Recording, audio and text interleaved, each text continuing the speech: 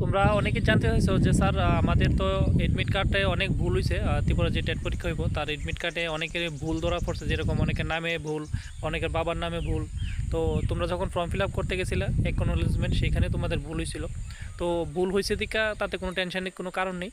কারণ কি তোমাদের টিআরবিটির থেকে সেরকম একটা নিউজ পেপারে উঠছে যে টিআরবিটির থেকে এরকম জানানো হয়েছে যে তোমরা যেদিন তোমাদের টেট পরীক্ষা অর্থাৎ 27 যে এপ্রিল তোমাদের টেট 2 আর মের 4 তারিখ যে টেট 1, যেদিন তোমাদের এক্সাম, সেই এক্সাম সেন্টারেই তোমাদের যে এডমিটের নাম ভুল থাকলে সেইখানেই কারেকশন করে দিব। কিন্তু তোমরা অবশ্যই তোমাদের সেই অরিজিনাল কোনো সার্টিফিকেট নিয়ে যেতে দিব, যেরকম তোমাদের বলতে পারো যে মাধ্যমিকের এডমিট, 12-এর এডমিট, এইসব ডকুমেন্টস যেটা অরিজিনাল ডকুমেন্টস নিয়ে যাবা। তাছাড়া তোমাদের এডমিট কার্ডের প্রিন্ট আউট নিয়ে যাবা। তাছাড়া তোমরা অ্যাকনোলেজমেন্ট, যে টেটের অ্যাকনোলেজমেন্ট, টেটের এডমিট কার্ড, এগুলো নিয়ে যাবে ওইখানে।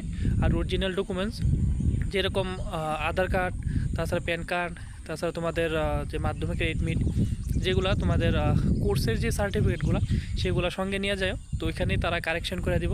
তো ওই যারা নামে ভুল হয়ে গেছে এরকম কোনো টেনশন নাই, জাস্ট তোমরা পরীক্ষার উপরে ফোকাস করো।